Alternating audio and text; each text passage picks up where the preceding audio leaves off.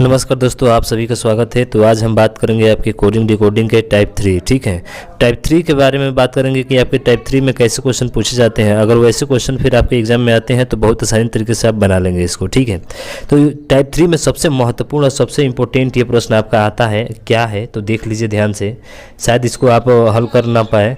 कह रहा है कि बाल को जो है इसने ये लिखा OB, लॉर्ड और गल्फ लिखा जाता है। अब देखिए एक शब्द था, क्या एक शब्द था इसमें बाल, और बाल को जो है इसने 4 शब्दों में लिखा है। एक है OB, क्या है OBEY, एक OB है। एक है आपका कॉमा, दूसरा है आपका लॉर्ड, तीसरा है लॉर्ड, और चौथा आपका गल्फ है GULF। ठीक है, ज़रा ध्यान से देखिएगा, आपको ये आसानी से समझ में आ जाएगा। ये लिख रहा है तो पूछ रहा है तो उसी भाषा में काइट को हम लोग क्या लिखेंगे। ये पूछ रहा है कि उसी भाषा में काइट को क्या लिखा जाएगा। अब इसमें लॉजिक क्या आता है, बहुत लोगों को इसमें लॉजिक पता नहीं होता है। एक बार खुद से आप ट्राई करके देख लीजिएगा, और जब थक जाइएगा ना तब इसको आप हल कीजिएगा।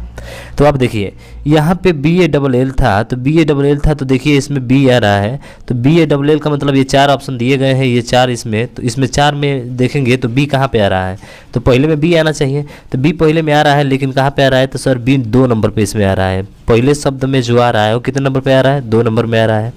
उसी तरह से A है यहाँ पे, तो A को देखेंगे तो A दूसरे शब्द में किस में आ रहा है, तो सर A जो आ रहा है वो चौथे नंबर पे आ रहा है। किस में आ रहा है, चौथे नंबर पे। मेन यही लॉजिक है आपका, इन शब्दों में यही आपको ढूंढना है, बस आपका आंसर आ जाएगा। अब चलिए देखते हैं। सर हमसे पूछा है काइट का, क्या पूछा है, हमसे पूछा है काइट जो होगा वो कौन सा ऑप्शन होगा।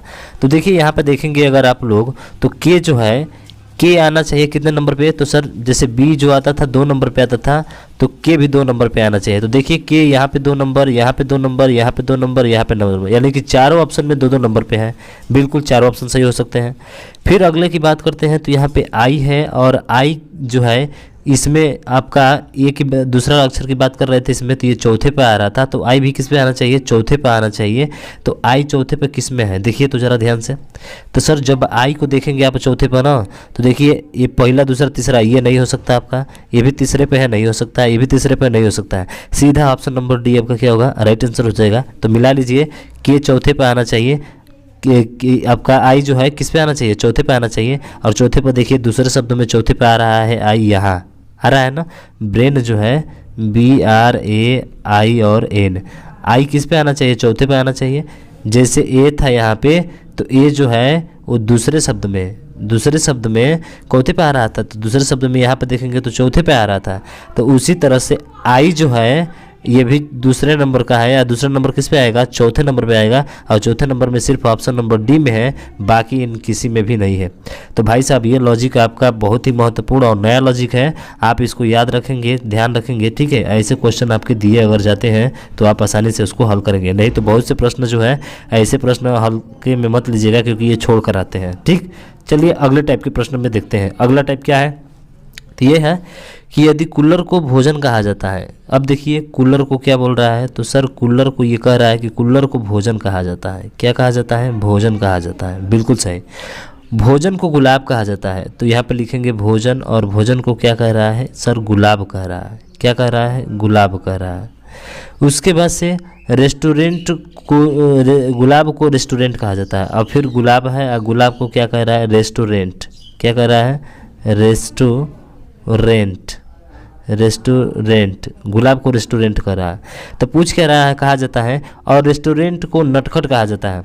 और इस रेस्टोरेंट को जो है क्या कर रहा है, नटखट कह रहा है। किसको, नटखट जो है रेस्टोरेंट को कह रहा है। किसको कह रहा है, रेस्टोरेंट को। तो ज़रा ध्यान दीजिए, पूछा क्या है, तो हमसे पूछा है इसमें, तो हमसे पूछा है कि आदमी क्या खाएगा। अरे भैया आदमी भोजन खाएगा। क्या खाएगा, भोजन खाएगा। लेकिन भोजन आपको यहाँ पे नहीं लेना है। अब देखिए भोजन को क्या कहा जाता है, जो पूछता है उसको देखना है कि भोजन को क्या कहा जा रहा है।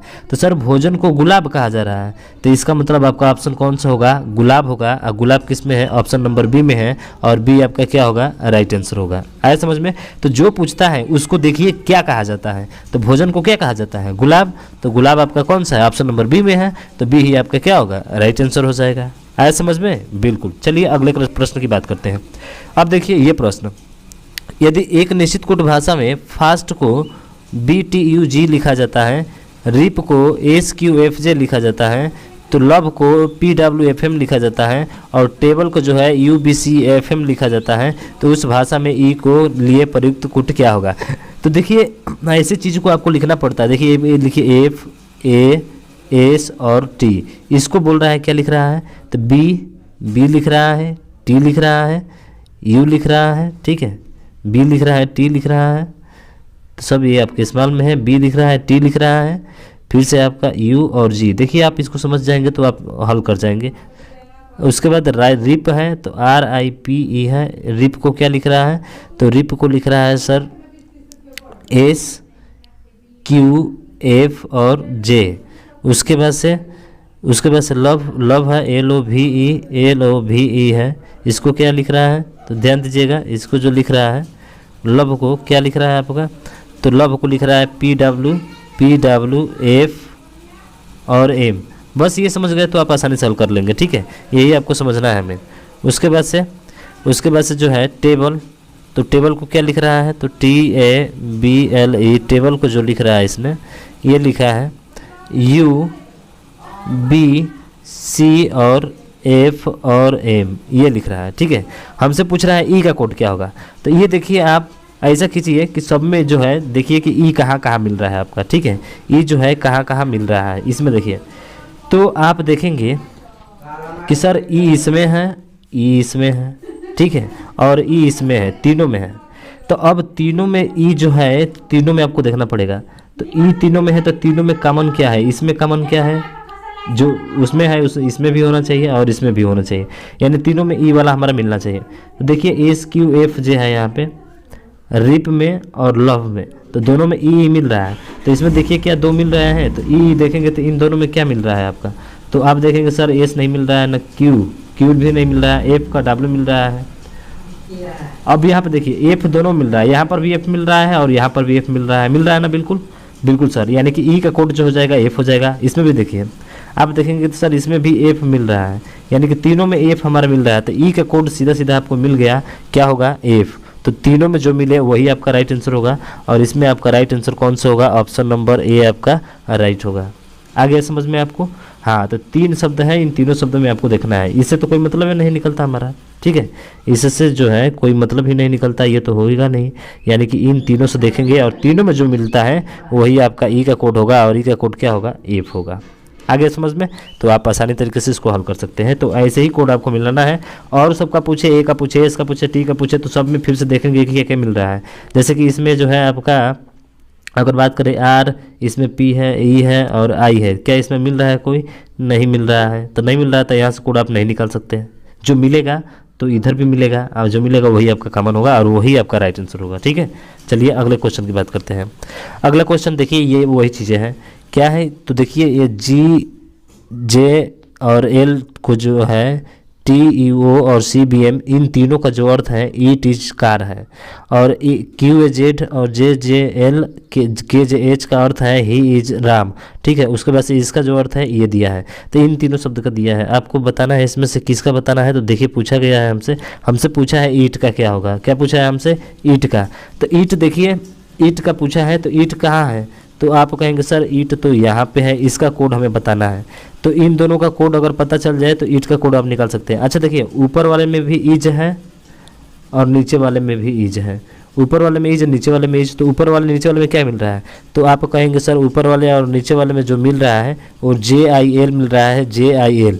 देखिए ऊपर भी JIL और नीचे भी JIL, इसका मतलब ईज का जो कोड हो जाएगा, ईज का जो कोड हो जाएगा वो क्या होगा, जेल होगा। ईज का कोड क्या होगा, जेल होगा, क्योंकि दोनों मिल रहा है, ठीक है। अब उसके बाद से जेल का तो मिल गया, तो जेल को आप हटा दीजिए यहाँ से। अब TUO क्या और कहीं पे है, तो यहाँ पे देखिए TUO नहीं है, CBM।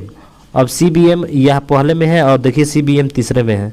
तो पहले और तीसरे में कौन कौन से मिल रहा है, देखिए तो राम हैज कार मिल रहा है। इसका मतलब है कि CB और M का जो होगा वो क्या होगा, कार होगा। अगर इसका पूछे तो कार होगा।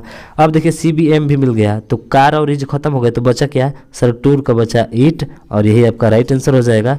तो आपका पूछा क्या है, ईट का, तो सर ईट का कोड टूर होगा, तो टूर का कोड पूछे तो ईट होगा। तो इसका मतलब है कि ऑप्शन नंबर ए आपका क्या होगा, राइट आंसर हो जाएगा।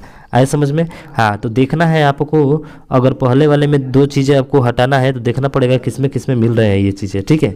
तो यहाँ पे देखिए, तो देखेंगे पहले और दूसरे में तो 2 मिल रहे थे, कौन कौन सा, यहाँ पे जो है JIL और JIL, तो इससे इन दोनों में मिल रहे थे क्या, तो सर दोनों में ऊपर ईज नीचे ईज मिल रहा था, तो जेल का कोड क्या हो गया था, ईज हो गया था, तो ईज को तो खत्म हो गया।